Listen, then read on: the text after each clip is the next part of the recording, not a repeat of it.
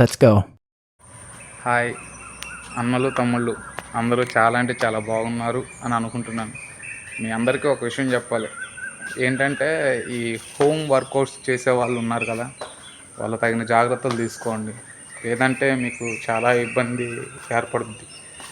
ఏంటంటే ఈ home workout చేయడం మంచిదే, కాదనడం లేదు. కాకపోతే అన్నీ కొన్ని ఫాలో అవ్వాలి, కొన్ని తెలుసుకుని చేయాలి. ఎలా పడితే అలా చేయడం వల్ల మనమే నష్టపోతాం. ఒకటి ఏంటంటే మీ ఫ్రెండ్స్లో కానీ ఎవడో ఒకడు ఒక పిచ్చున్నవాడు ఉండే ఉంటాడు. ఈ వర్కౌట్స్ అంటే, ఈ జిమ్ అంటే మంచి బాడీ డెవలప్ చేయాలి, అప్డేట్ చేయాలని పిచ్చున్నవాడు ఎవడో ఒకడు డెఫినెట్గా ఉండే ఉంటాడు. మీ ఫ్రెండ్స్లో లేకపోతే మీ ఊరు సర్కిల్లో ఎవరో ఒకరు చేస్తూనే ఉంటారు.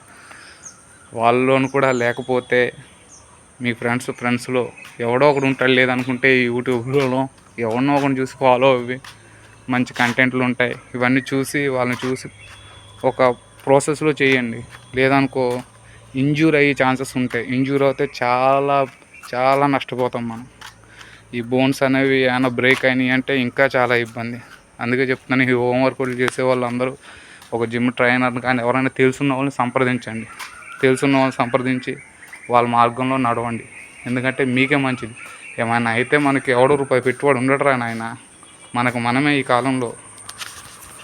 సో దాన్ని మనసులో పెట్టుకోండి, చేయండి. అంతేగాని ఈ యూట్యూబుల్లో, ఇన్స్టాగ్రాముల్లో, అలాగే ఫేస్బుక్ల్లో వచ్చి వీడియోని చూసి 5 నిమిషాల్లో గడగడ ఊగిపోయి మోటివేట్ అయిపోయి వాడు 50 కేజీలు డంబిల్ లేపుతున్నాను, నేను 100 కేజీలు డంబిల్ లేపుతాను అన్నాం అనుకో, అంతే. ఇంక నీ బతుకు హాస్పిటల్లో పెట్టి గొద్ద చెక్కేస్తారు. దేనికైనా ఒక ప్రాసెస్ ఉంటుంది.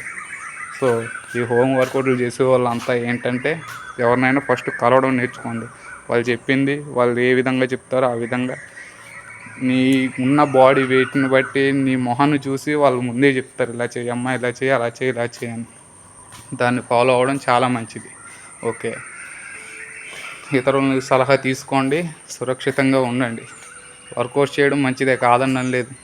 నన్ను అడిగితే ఇప్పుడున్న జనరేషన్లో ఈ వర్కౌట్లు చేసేవాళ్ళు చాలా బెస్ట్.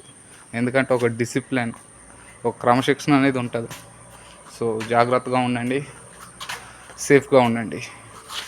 Okay, bye.